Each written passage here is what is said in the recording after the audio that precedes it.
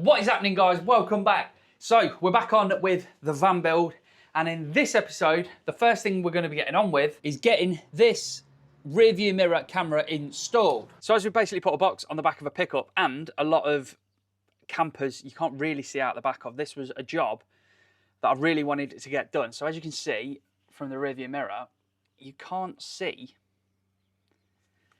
out the back, and it being kind of big,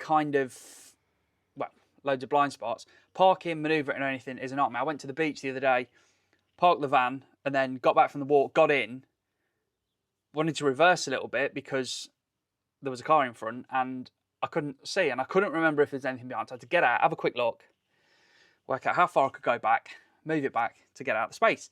Hopefully this here is going to solve that problem. So the kit that we're going to be fitting is the Wolfbox G900 Pro. So this has a 4K and 2.5K camera. So we've got one little camera that's going to mount up at the back of the van, high up, like a reversing camera. But the difference is this will link to the screen, which is a 12-inch touchscreen, which clips on there, or you can get there's an actual mount that comes with it. You bond to the windscreen so it looks kind of factory. And basically that video feed is constantly to that screen, so it's like a rear view mirror, which is going to make manoeuvring about and everything like that so much easier. So let's get this all unboxed, have a look at what we've got, and then try and figure out how we're going to get cables from there to the cab with nowhere to run them. So let's have a look in this box first.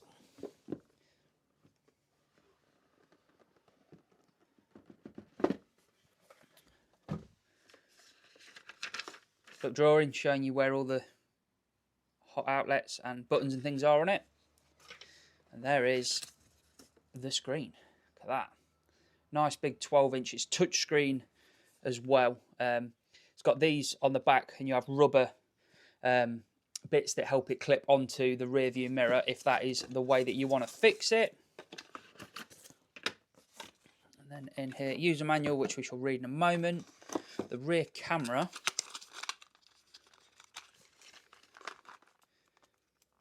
Which is a neat little system.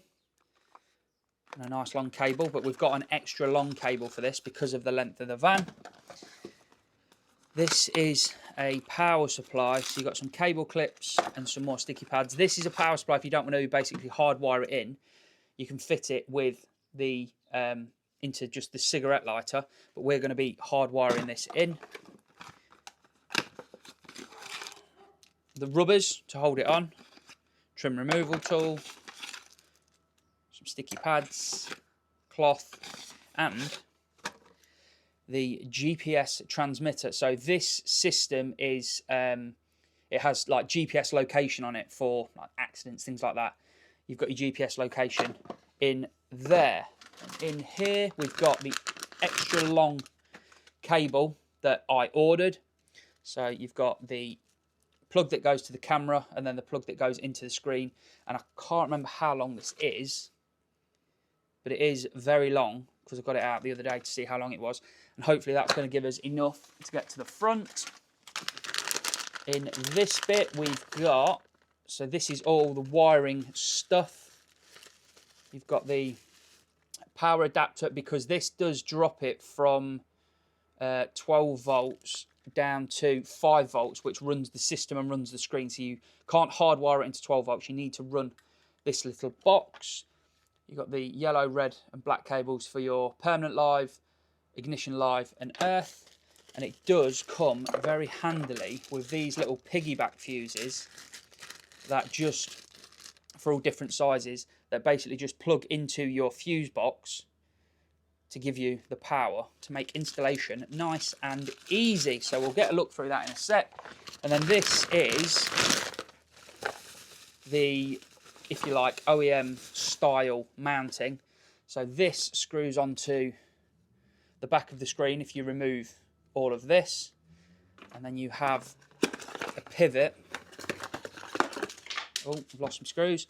You have like a swivel that mounts onto there, and then there's a metal piece that you can bond to the windscreen and have it fitted essentially like factory. So I think the first thing that I'm going to do is I'm going to start from the back, get the camera mounted, get the cable inside, and then figure out what we're going to do and where we're going to run it. I have had a bit of a think about this. I think I know what I'm going to do. But anyway, no more waffling. Let's just get the camera mounted and see about getting the cable in, and I'll show you in a minute what I've done. Right, camera is fitted. Well, it's in place. It is not completely mounted. I do need to go and get some 25mm grommets to seal the hole from the outside, but where all the old original light and stuff was going on, basically we've pulled the cable through into there. I've then drilled a hole up through the insulation to get the cable out here, coiled it here to give it a little bit extra if we ever want to take the camera off to get to this fitting. Down here, again, more cable all coiled up in here, just in case we need to get the camera off. And then I've just pulled this off by doing that.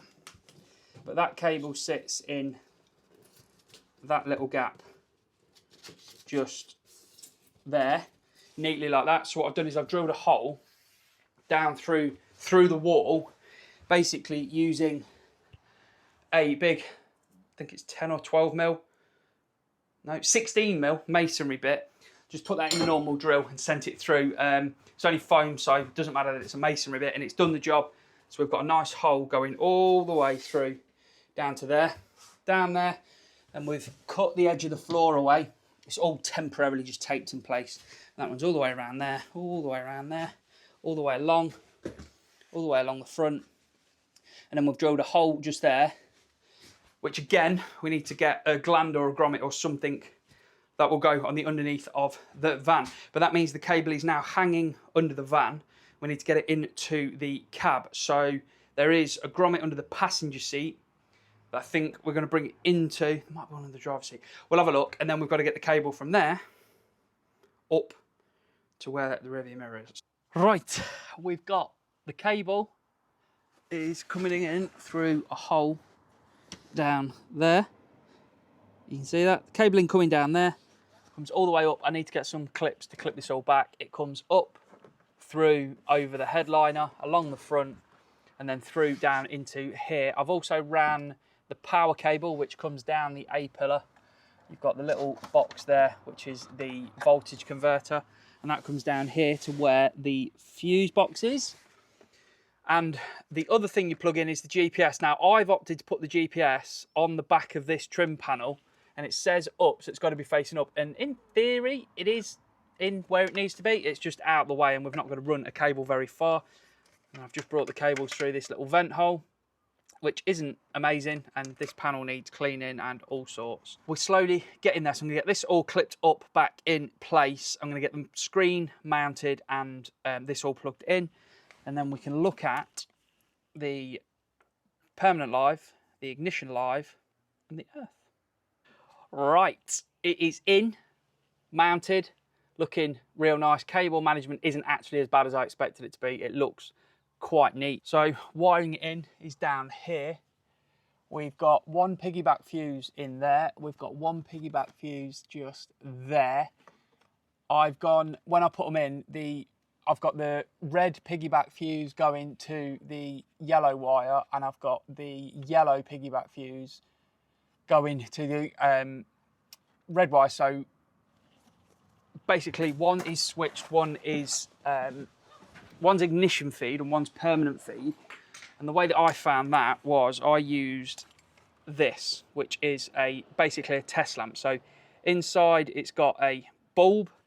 You clip this onto the earth, ground, chassis, whatever you want to call it, of the vehicle. And then the pin of this, you touch on a fuse or a socket or whatever it is, and that will then obviously illuminate the bulb. If the key's out of the ignition, that means it's a permanent live, unless it's on the timed live system.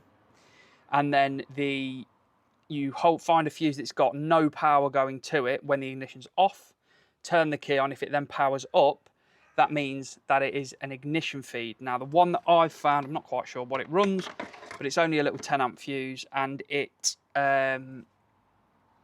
it stays on for a minute or two after you take the key out of the ignition. So the screen stays on for a little bit after you take the key out of the ignition.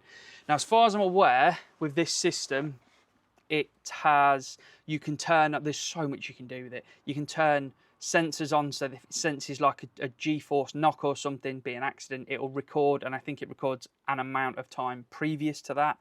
It is really, from what I've seen, an absolute trick bit of kit. But that is in. We've got all the trims back in. We've got all the trims up here back in. And obviously we've got the cable all nice and neatly ran within the van. So let us power this up. Keys in the ignition. Ignition on. Just take a few seconds to boot up. There we go, she's turning on. And the satisfying peel. Oh yeah. Oh yeah.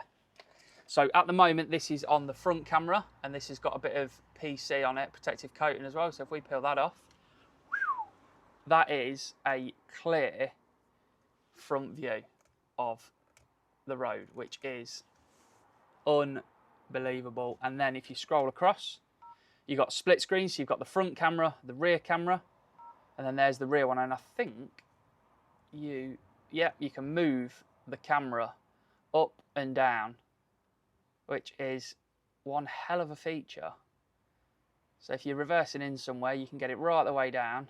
I might change the actual angle of the camera on the back of the van so we can sort of see the back end of it, and then bring it up, and you've basically got yourself a rear view mirror instead of a rear view mirror. And you can probably see up here, we're currently facing north, we're doing 0 miles an hour, so that means that the GPS is connected and working correctly. It's just there. It is very, very light at the moment, so it might be a bit difficult to see, but what an absolute trick bit of kit that is. So it's got a memory card built into it, so it records and it stores all the data and things like that. What a bit of kit. You can link it to your phone. There's an app to deal with it, to get the footage off and look at. There's a software that you can have on your computer again for the same thing. What an absolutely fantastic, fantastic bit of kit. Now it's all installed, I thought we'd go out for a quick drive just to show you the quality of the image from the two cameras. Now this is the direct download from the memory card that is in the camera system itself, and as you can see, the picture quality is amazing. I'll leave a few seconds in here as well with the audio, because it does record audio. So I'm blooming useless at remembering things, but I've just gone on and found, got on the website and found the spec of it. So front camera's 4K, the rear camera's 2.5K, and they are both waterproof, which is good. Clear night and day footage. It's got an IMX678 sensor, 8 megapixel, and it's got noise reduction for clear footage in day and night. And I will insert a clip here of it at night, showing you how clear the picture is at night on the front camera and on the rear.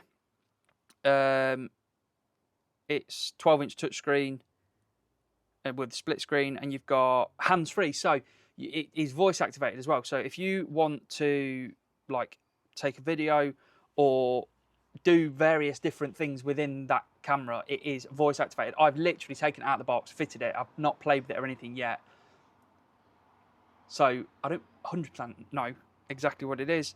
Built-in G sensor, which, as I said, so if it's automatically detects collisions and locks key footage. It's got a parking monitor, so it records important scenes even when the vehicle is stationary. So that's good for having it parked up. If someone bumps into you, as they like to do, and then leave, you've got that footage. It's got Wi-Fi built into it, allowing you to easily download your driving footage to your phone anytime.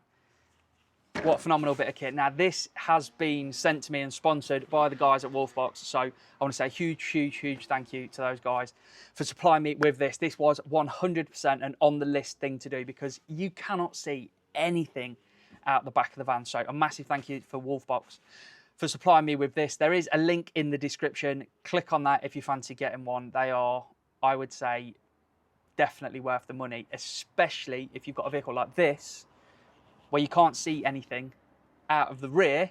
This gives you the same view or better view that you would have than having a rear view mirror. So yeah, phenomenal. Right, that is that one done then, guys. little bit of an extra bonus video, if you like. We will be back to regular programming on Sunday, and I want to get a few more bits done on the van.